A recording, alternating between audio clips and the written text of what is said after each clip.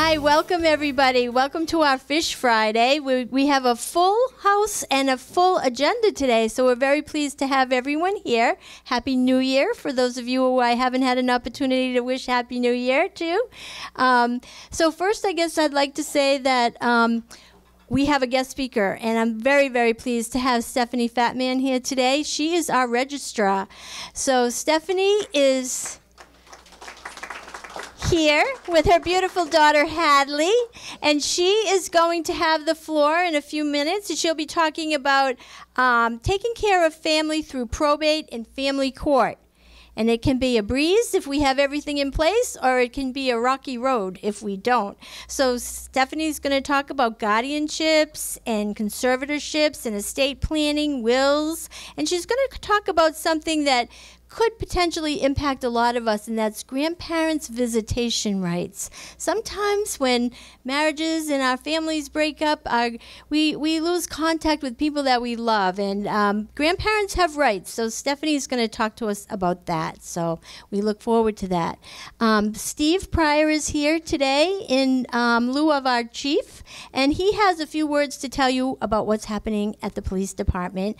And Jean, too, is also here to speak just very briefly about some upcoming events with the Uxbridge Elderly Connection.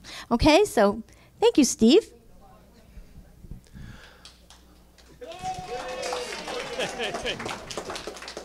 Thank you for that great round of applause. Thank you for having us here today. On behalf of Chief Laurie, he sends his condolences. He cannot make it today. Something very important came up. So I'm here. Officer P.J. Stasinski is here, although I don't think he'll be saying much behind the mic. But the chief wanted me to touch base with everyone and let everyone know about the Citizens Police Academy that's coming up. It's a very good program. It's a very informative program. I'm going to run down a few things that they'll be going over. It's one night a week for 3 hours from 6 p.m. to 9 p.m. We have law and legal. I did not write this. Patrol work and booking, dispatch operations. And some of you think, you know, you call the station, you talk to a person, tell them what's going on. There's a ton of stuff that goes on behind the scenes.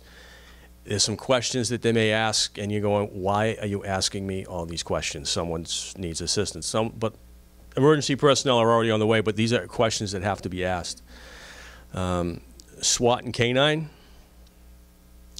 OUI enforcement, use of force, CPR, community policing, illegal drugs, the Detective Bureau, and BCI with myself and Officer Smoot. We plan on doing a crime scene, processing a crime scene. It can be boring. We like it. That's why we do it. Illegal drugs, problems in law enforcement, fire department operation, and then graduation. So I think it's worthwhile. People often don't know what we do, and this will give you a really good insight on how things work and why we do some things that we do or don't do what you think we should do.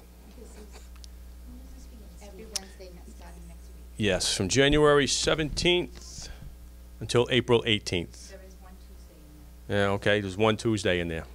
And what's I think it's the 4th. 6 p.m. to 9 p.m. And do you have to pre-register? Yes, if you could pre-register. I can fax registrations over to Marsha. She'll have them here. Or they can be gotten online. If you go on our website, uxbridge-ma.gov, click on Police Department. It's on the top bar. You can get the application there. And Marsha will have the applications here as well. There's only 4 to 6 seats. What's that? I think there's 4 to 6 seats left, I'm told. But that's all right. Bang down the door. We'll have another class. This time of year, we've passed the holidays, but scams, you've all heard about scams. You've had people in here doing skits on scams. Tax season is huge for scams. Don't give any information out to anybody unless it's your tax person. If someone calls and says you've won the lottery, nothing's free. Don't give your information out. Paul, would you like to say a few words? All right. Officer Stasinski, PJ, takes care of the fleet of all of our cruisers. He does an outstanding job. He saves the budget. So thank you. And if you have any questions, you can ask Marsha. She can get a hold of me. Or if you go on our website, click on personnel. I'm there. You can send me an email or call the station and talk to me if you have any questions. All right. Thank you.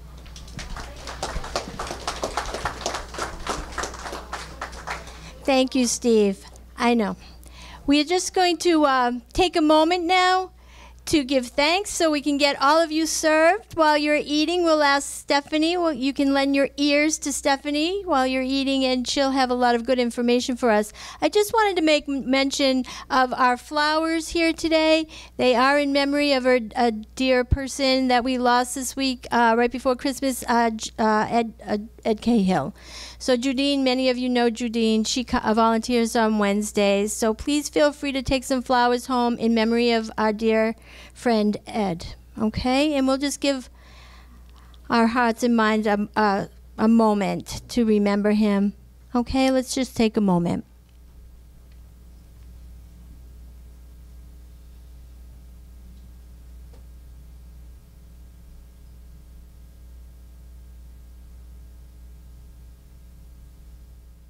Very, very pleased, as I said earlier, to have Stephanie Fattman here. She is our registrar, and she is going to tell us a lot of good stuff. Thank you so much, Stephanie. Thank you. Thank you. How are you all? Hopefully enjoying your lunch. I want to thank you for having me here today.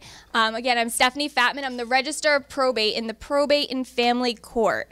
But most importantly, I just want to give a big shout out to my husband in the back who came, Ryan Fattman. Many of you know him. He's the state senator for this area, and he came as well as our little daughter Hadley, who hopefully many of you have gotten the chance to meet. She'll be our entertainment really for the afternoon. She'll be walking around, I'm sure. I also have my mom. My mom came in from New Hampshire, so we brought the whole family today. Why not? And in the back, we have Joanne Powell. She's the head administrative assistant in our court, and so if there's anything that sparks your interest in this presentation, please feel free to ask her or myself some questions. We'll go through a quick overview of the court system and the court process, and then we'll open it up to questions from you guys. If there's anything specifically you want to talk about, we're happy to share some information. I do want to let you know that while I am an attorney, I am not here to give legal advice. You have to remember that there would be a conflict in the court process if I were to give you specific legal advice about a case, but we can answer general court information. So hopefully we'll be able to answer most of your questions today. Today we're going to be giving a presentation on guardianships. We do guardianships of minors and incapacitated people, conservatorships, estate planning, where you would file a formal and informal probate, and we'll also talk about wills. And then I hear there's interest in doing grandparent visitation, so we'll go over that as well. And for those of you who aren't familiar with the court system, there is a probate and family court in every county. There are 14 counties across the state, and so Worcester specifically is the probate and family court for Worcester County. We cover 60 cities and towns, and we have about 20,000 case filings each year, which makes us the second busiest court in the state. And my job as the register is to oversee all of the documents that come through the probate and family court. So in our building, we have about 800,000 cases housed in our basement, and every piece of paper that comes through the court goes through myself and my office, and we get everything ready for the judges. In the probate and family court, we cover subject matters such as domestic matters, so divorces, child custody, those type of matters, adoptions. We also do estate cases, such as probating an estate, the guardianships, and the conservatorships that we talk about. And again, my job is I'm elected, and I'm elected to oversee all of the workings in the department. And so I was elected in 2014 to this position. It's a 6-year term, so a couple more years we have to keep building the court. And my goal in building the court and why I campaigned, hi, Hadley, is really to bring efficiency and strong management to the court system. As some of you are familiar, our judges in Massachusetts aren't elected, they are appointed. Some states the judges are elected, but in Massachusetts the judges are appointed for life. And so several of the court departments, probate and family court being one of them, has a clerk, myself, who is an elected official. And it's really the opportunity for us to reach out to you in the community and bring your voices back into the court system, which is an important branch of the government. We've done a lot in the 3 years I have been in the probate and family court. I'm proud of our accomplishments, and we have more to accomplish. But to date, we have really focused on building our community and making our families strong. That is our mission and our goal every single day. And so this year, some of the exciting accomplishments we've had are we've donated over 150 Build-A-Bears to our adopted children across our county. We have also received a statewide innovation grant for the 2nd year in a row to help build both our adoption program and our technology program. We also have returned more than $1.7 million to families through Your Missing Money. If you've heard those ads through the State Treasury Department, come claim your missing money. Our court was holding $1.7 million of that, hadn't been purged since 1992, and this year we've been able to purge $1.7 million. We've also built and donated more than 1,000 spring baskets last year to donate to children across Worcester County, those children in need who otherwise wouldn't have things like toiletries, little toys, age-appropriate gifts. We were able to give those to over 1,000 children in our community. I also serve on the Worcester County Opiate Task Force. We spend a lot of time learning from people in the community. This opioid epidemic is affecting all of us. I'll speak a bit about how it affects us in the court directly, but all of us know somebody who is affected by it, and I'm able to serve on that task force and try to see if there are ways that we can combat this problem in our community. We've also spent a lot of time building up our internship program. We've had about 100 interns come through our doors in the last 3 years, and we're trying to work with building high school and college students up in a professional work environment, have them learn a bit about the court system and what we do, and then give them experience that they might otherwise not get in a court setting. So I'm happy to dive right in. We'll start with our guardianship portion. And as I said, we'll do a quick overview, and then if anything sparks your interest, please feel free to ask questions. You have some informational materials in front of you. These are going to be great resources to kind of follow along, see what we're talking about, and then reference them as we move forward and see if there's any resources that might be of interest to you. Guardianships is the legal process that grants a guardian authority to care for and make decisions on behalf of a child or an incapacitated person. So we have guardianships of a minor and guardianships of the incapacitated people. And in Worcester, we file almost 2,000 guardianship cases every year. And many of the minor cases we're seeing are due to the opioid epidemic, as I had mentioned. We're seeing a lot of grandparents caring for their grandchildren, and so there's some resources and information material in front of you. If this is something that affects you, we're happy to talk to you about it and see if there's a way that you and your family can come together and grandparents can help in raising the grandchildren. This guardianship, especially of a minor, gives the guardian that's chosen the ability to make all decisions for a child, just as the parent would. And when you're named guardian of a child, it's because the child's parents are unable to care for them. If the parents don't agree on the guardianship, you can only become the guardian if the court decides that the parent is unfit to care for the child. Hey, Miss Hadley. Anyone that's over the age of 18 can become a guardian. You can petition and you file the paperwork with our court. You file the paperwork in the county where the child lives. So if the child lives in Worcester County, you would file it with us.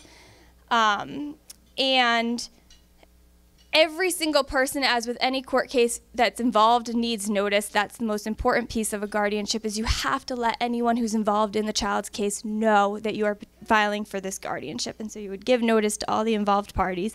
That's the biggest piece of this.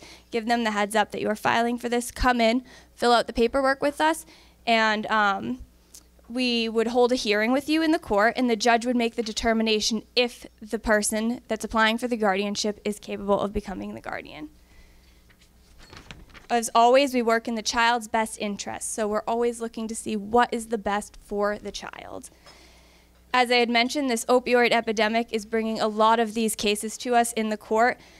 This past year, we've seen an increase of about 4% in guardianship filings, so we're seeing hundreds of more cases. Nearly 1 in 12 Americans over the age of 12 are suffering from a substance abuse disorder. And there's no one age or demographic that's affected by this, so you all might know somebody. And if there's any resource that we can be available and help them through the court system, please send them our way. We also handle the guardianships of an incapacitated person, and this guardianship allows for a guardian to make decisions on behalf of an incapacitated adult. So this might be necessary when maybe you have an elderly parent or a relative who has a degenerative health condition and they can't consent to treatment, they need to be placed in a nursing facility, or maybe somebody that suffered a traumatic injury, a brain injury, or a disabled child who's turning 18 years old or older. You would come in and you would file a guardianship of an incapacitated person. And so, as I had mentioned, an incapacitated person is someone who's not legally able to make their own decisions. And so it could be for many different reasons. It could be that you have a loved one suffering from Alzheimer's or dementia. It could be that somebody needs to just go into a nursing home, maybe for temporary care after they've had surgeries or something, stay in the hospital. And it could also be somebody who has a lifelong condition, somebody who has maybe Down syndrome and just isn't able to care for themselves on a day-to-day basis. And so the guardian is going to be able to make all the decisions for this incapacitated person. There are several types of guardianships, and so there's some that are complete and there's some that are limited. It depends on the needs of the individual, how much care the guardian is going to need to give. And so the court can break it down and limit the amount of care so that maybe an individual still has the right to make some of the decisions on their own behalf. And again, the court will determine what is best for that person. And when somebody is appointed a guardian, they always must act in the best interest of the individual, act how the individual would want them to act, or they would act themselves had they not or been in a position to be able to make those decisions.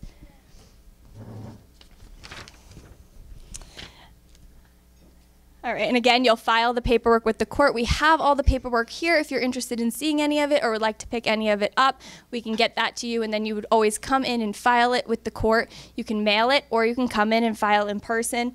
As always, you must give notice to all the interested parties, but then you would file the paperwork with the court. You would pay the filing fee, and we would go ahead and process it, send you a date for a hearing, and that's where you'd come before the judge and essentially hash out all the different elements of the guardianship.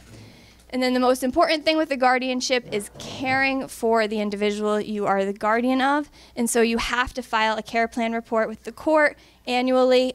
We are going to look for updates on the adult's well-being, their medication, and their care. And if anything changes in the person's ability to take care of themselves or your ability to take care of them, you would need to let the court know. We also deal with conservatorships, which is the fiduciary responsibility for an individual. So if you know of somebody that maybe can't take care of their own financial responsibilities or their property, this person, the conservator, is appointed to protect property and business affairs of a person in need of the protection. And so it's a little bit more limited because it's only dealing with the money element, but can be very helpful if you have somebody in your life who you don't think is able to handle the management of their own property and money. The other big thing we cover in the probate and family court is estate administration. And so through the probate and family court, you may be filing to probate an estate. So we do about 3,500 estate administration cases every year. It's a huge part of what we do in the probate and family court. And so hopefully many of you in this room have a will drafted. That is what we deal with in the probate and family court with estate administration. And depending on how you have structured that will and how you've structured your estate, you may be appointing someone to be the personal representative. That is the person that's going to oversee the administration of your estate. They are appointed through the court, and the judge essentially gives them the authority to go ahead and administer the elements of your estate.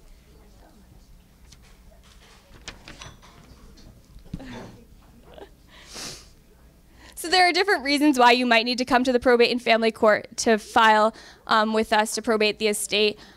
Ideally, of course, you would not want to have to come in, but there are some reasons why. Maybe you have to establish the validity of a decedent's will. You need to appoint someone a personal representative. You have to change title to real estate or to personal property, such as bank accounts, stocks, bonds, those type of things that are held in the decedent's name. You need to pay creditors of the decedent, obtain decedent's medical records, or file tax returns.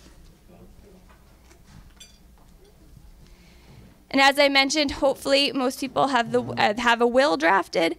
And with the will, you can determine who will be the personal representative estate. It's really your ability to decide where you want your estate to go, who you want to leave your items to, and how you want to have your estate, everything you own, everything you've touched over your lifetime, how you want to have that left to your loved ones.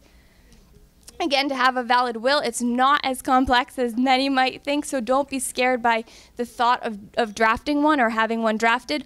All you need to do is have a will that is in writing, signed by you, and signed by 2 witnesses and notarized. So it's not as complex as you might fear, but hopefully it's a helpful tool. And so there are 2 types of ways to file with us. You'd file an informal probate or a formal probate. An informal probate is an administrative proceeding, so it's not signed off by a judge, it's signed off by a magistrate, someone like myself. You'll come in, you'll file it with us. It's a $390 filing fee, so a little cheaper than filing a formal. And you just file that with the original will, a death certificate. You can do it if you know who your heirs are, where the property in the estate is going. You'd file the informal. And as long as people can assent to it, there's no one incapacitated, there's no minors involved, you'd file the informal, and it will be a quick, easy proceeding, and somebody will have access as your personal representative to the estate. And if you have a little bit more complex case, you may consider filing a formal probate. And this might be the original will is lost, or there's something changed in the original will, the terms of it are unclear, you don't know who the personal representative should be, or there's minors involved. It's a little more complex, and it's typically heard by a judge, and there's a $405 filing fee associated with this, so a little bit more expensive to file as well. And maybe more relevant to some of you, there is a simplified procedure for an estate with minimal assets and no real estate. It's called a voluntary administration. If you have an estate that's less than $25,000, excluding the value of a car, and no real estate, you can come and file the voluntary administration, and it allows the personal representative to go ahead and have access to what you would need them to distribute. So those are some of the overview of the topics we cover in the Probate and Family Court. Hopefully they sparked your interest on some things. I know there's also interest in discussing grandparent visitation rights. And so this is a little more of a sticky subject in Massachusetts because while everybody has rights and you of course would want to see your grandchildren, from what I'm understanding there's some questions about when grandchildren or your children are divorced, do you have the right to see those grandchildren? And in Massachusetts, generally, the state and the judges are going to side with the parents, that the parents have the right as parents to determine how to best upraise their children. And so, again, we're always considering the best interests of the children, but if a grandparent is filing to have visitation rights, they must show that it is necessary, that they are in the child's life, and essentially without the visits, that the child would have significant harm, which would adversely affect the child's health, safety, or welfare. And so absent showing that, a grandparent might not be able to just see the grandchildren if the parents decide that that's not in the best interest of the children. And so there's a packet that you would fill out with us if you feel as though you would like to see the grandchild. And again, terms of that would be laid out. Typically, visitation rights, if granted, are about once or twice a month. So it's not usually a come and go and babysit on weekend type things unless that's what everybody's agreed to. And so it's a little more complex because Parents have the right to raise their children as they see fit, and the court is going to defer to that. But if you feel as though you already have a relationship with the grandchild and the child is harmed by not visiting with them, you can come in and file for grandparent visitation rights.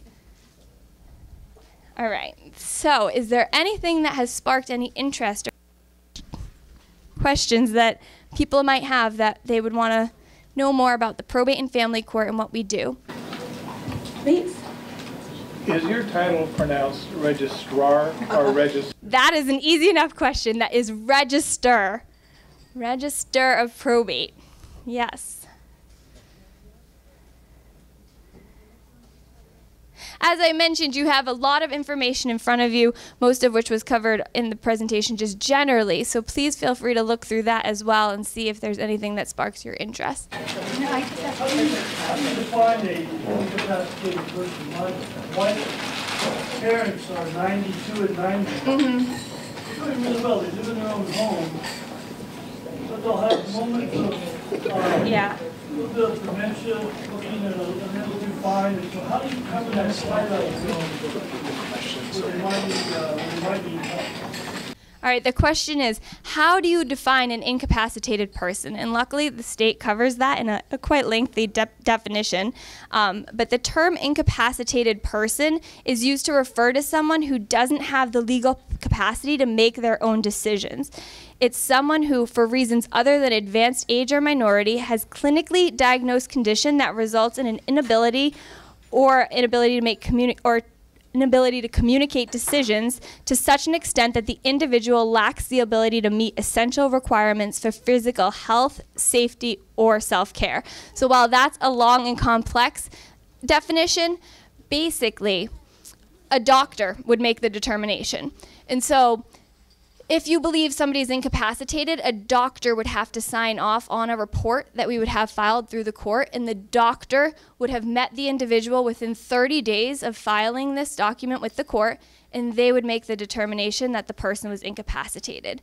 As it mentioned, obviously as we enter old age, there can be moments, but does moments qualify that the person is unable to take care of themselves completely or their estate? A doctor is going to make that determination, submit that to the judge, and the judge is going to make the final decision. One right now, they're reluctant to go to the doctor because of getting assessed. You got to help them make the next step. Yeah. So how do you cover something like that? Kind of reluctant without taking them to try or forcing them or something? Is there any kind of guideline?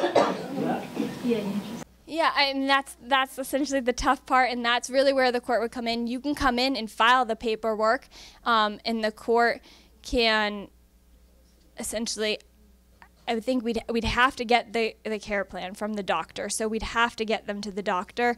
And that's kind of the tension with the families, and in the probate and family court we see often, right? Because some people are hesitant to do one thing, others want to do another.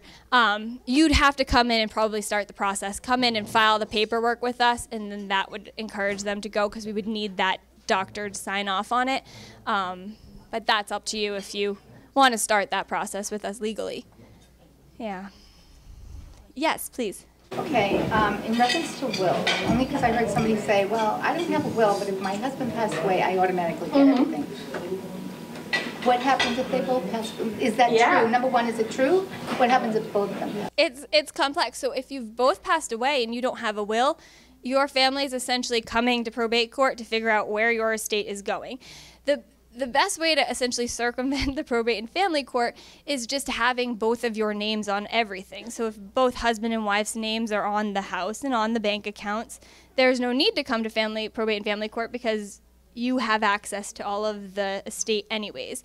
If both people die and you have children, you don't know what's going to happen to your estate. You don't know that your children are necessarily going to agree. They first of all can't get access to anything without coming to us first.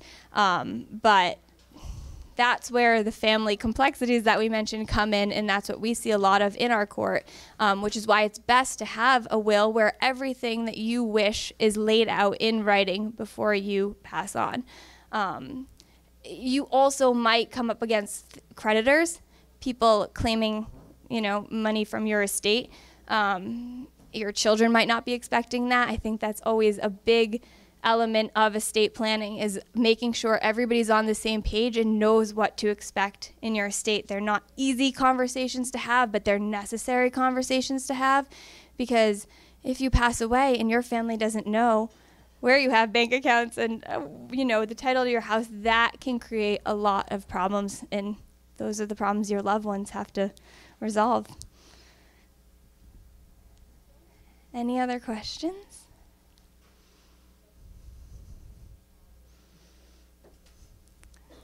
No? Easy day. Exactly. Good crowd.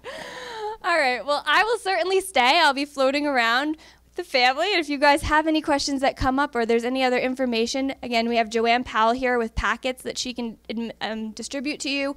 I'm happy to ask anything that might come up in the next couple minutes if you think of it. Again, I'm Stephanie Fattman from the Probate and Family Court, and my name is, and info is on that. If anything comes up as we move forward, please feel free to give me a call at any point. I'm happy to try to help walk you through some of the complexities of the court system.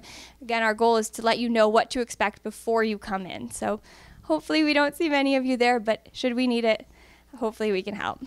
All right, thank you.